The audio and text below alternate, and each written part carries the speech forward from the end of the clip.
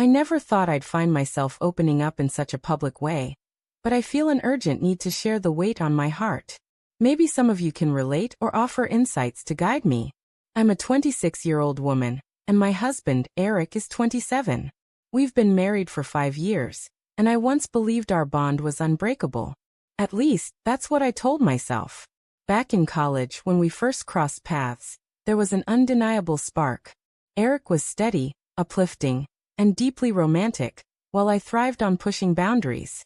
He wholeheartedly supported my ambitions, particularly my passion for feminism and advocating for women's rights. Before we exchanged vows, we agreed on a division of roles. I'd handle the home, and Eric would manage finances and career demands. Honestly, I was fine with that setup. Housework wasn't my passion, but it was preferable to a desk job, and it freed up time for my personal pursuits. Eric's encouragement made our arrangement feel seamless. His thoughtfulness shone through in small, loving gestures, and I never doubted the depth of our connection. Over time, though, I began to overlook his efforts. I threw myself into socializing, chasing the excitement of late-night outings. I lived for the energy of parties, dancing, and escaping the everyday. Eric, however, preferred quiet evenings at home with a book or a movie, and I started to resent his reluctance to join my nightlife adventures. To me, he seemed uninspiring, overly cautious, and out of touch with my lively spirit.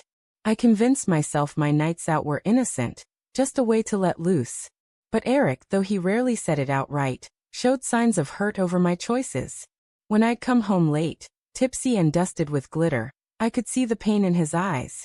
He tried to express his feelings, but I dismissed him. I accused him of trying to control me, of suffocating my independence. Whenever he voiced concerns, I wielded my feminist beliefs like a shield, branding him as misogynistic or opposed to my values. I twisted my principles to justify my actions, dodging responsibility. So consumed by my need for freedom, I failed to notice the growing distance between us. I was oblivious to the cracks forming in the trust and love that once held us together. My self-absorption was unraveling our relationship, yet I ignored every warning sign. Then one night everything fell apart. I had plans to go clubbing with friends, which meant canceling a special evening with Eric. He was clearly disappointed, especially since he'd been excited about our time together. But I shut him down, throwing accusations of misogyny for not supporting my social life. He didn't want to argue, so he let it go, though reluctantly. As I prepared to leave, I chose a bold red dress that revealed more than usual. Eric, worried, asked me to wear something else, suggesting it was too daring for a married woman. In that moment, I felt he was trying to confine me again.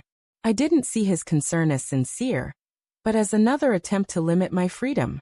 I refused to change, insisting the dress was fine and his request was ridiculous. I called him controlling and accused him of holding outdated views. My frustration boiled over, and our argument escalated. I stood my ground, determined not to let him dictate my choices. When my friends arrived to pick me up, I stormed out without another word, leaving Eric standing there, wounded and anxious. As we drove away, I felt a surge of triumph mixed with anger. I thought I'd won, but beneath it all, a quiet unease whispered that something was terribly wrong. When I returned home that night, Eric was gone. I called and texted, but he didn't respond. I went to bed, hoping he'd come back soon so we could work things out. The next morning he returned, but he was distant and reserved, nothing like his usual warm self. He wasn't angry or emotional, just cold and detached as he went about his chores. I sensed something was wrong, but he wouldn't open up. Then, out of the blue, he brought up renewing our apartment lease. I was taken aback and confused. It was such a strange topic to raise without explanation, especially since we'd been planning to buy a house as our lease neared its end. I pressed him for answers, but he remained vague, saying only that something had come up and we'd need to postpone our home buying plans. No matter how much I probed, he wouldn't elaborate. Frustrated, I eventually let it go, hoping he'd share more later. Then Eric dropped another bombshell. He said I needed to find a job. I was stunned and demanded an explanation. Calmly, he explained that if I was so committed to feminism and independence, I should contribute financially to our household. He accused me of misusing my feminist ideals and said my behavior the previous night was disrespectful and unacceptable. He declared that going forward, we'd split everything, bills, chores, everything, equally. He was done bearing the full weight of our responsibilities and wouldn't tolerate being taken for granted any longer. His sudden resolve caught me off guard. This wasn't the Eric I knew, the one who'd always been accommodating and willing to carry the load. His words hit hard, and I realized I'd driven him to this point. I felt a mix of guilt, anger, and confusion, unsure how to respond. I'd always seen myself as strong and independent, but now I was forced to confront my own contradictions. Eric's ultimatum made me face my actions, and I struggled to process it. While he continued his tasks, his expression unreadable, I sat there wrestling with the weight of it all.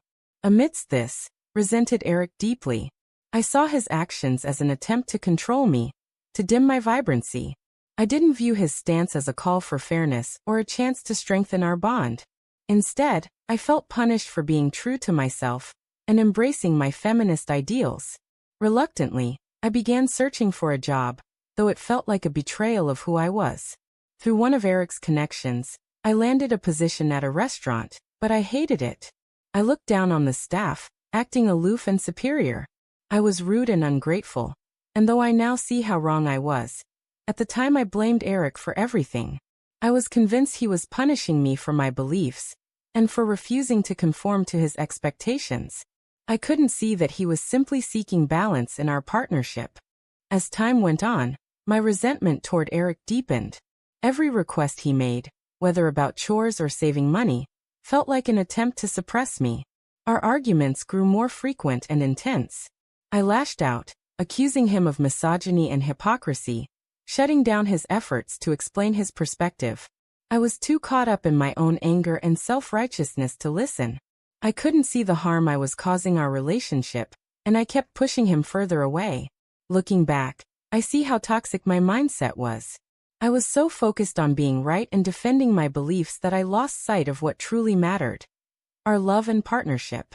But at the time, I was blind to it, convinced Eric was the one in the wrong. Eventually, I began seeking validation outside our marriage. I told myself it was just harmless fun, flirting and dancing at clubs, but deep down, I knew it was a rebellion against Eric. I was hurt and frustrated, and I used those moments as an escape. I never told Eric, knowing it would crush him, and I justified my secrecy by convincing myself it was better for him not to know. In truth, I was too afraid to face the consequences of my actions or admit how far I'd let our relationship deteriorate. I pretended everything was fine, but it was anything but. Everything came crashing down when a friend betrayed me and told Eric about my flirting and dancing. The shock of her betrayal rattled me, forcing me to question my friendships and my own choices. When Eric confronted me, I denied it at first, refusing to take responsibility. I blamed him for not meeting my needs, even though I knew I was the one at fault. Then Eric delivered the final blow. He wanted a divorce. He said he'd been thinking about ending our marriage for a while, and this was the breaking point. When he asked me to leave, I felt completely lost and broken. It was a harsh wake-up call, forcing me to face the consequences of my actions. Moving back to my parents' house was a humbling experience. I could see the disappointment in their eyes as they welcomed me back, and it hurt deeply. I'd let down Eric, my parents, and myself, and I had no one to blame but myself. The weight of shame and regret was overwhelming, and I didn't know where to begin rebuilding. I'm not sure why I'm sharing this story, but I think I'm searching for guidance in this confusing time. I feel lost, uncertain of my next steps. Some have judged me harshly, and while their words hurt, others have offered valuable advice, for which I'm grateful. I've kept searching for work, but it's been challenging with little success. The divorce proceeded, and Eric was resolute in his decision to end things. There was no going back. After the divorce was finalized, I received little from it, no alimony or property, as we had no joint debt or children. The process was simple but left me feeling hollow. My parents were disappointed, but we agreed that fighting for more would be futile. The job search remains difficult, and I've realized my skills and portfolio need significant improvement. This has strained things with my parents, who've started suggesting I contribute financially to their household. Looking back, I see how my resentment and disregard for Eric poisoned our marriage. Every harsh word, every dismissive glance, every argument pushed us further apart. Instead of communicating openly and addressing our issues, I let pride and selfishness guide me. I took Eric for granted, failing to appreciate the person who stood by me for so long. I see my mistakes clearly now, and I wish I could undo them, but it's too late. If there's one lesson I hope others take from my story, it's this. Don't let resentment and disrespect destroy your relationship. Communicate honestly, value your partner, and never take them for granted. Once they're gone, all that's left is regret. Things feel heavy now, but I'm trying to hold on to hope. I'm thankful for my family's support and determined to rebuild my life. I'll never forget the lessons I've learned from my mistakes, and I'm committed to moving forward with them in mind.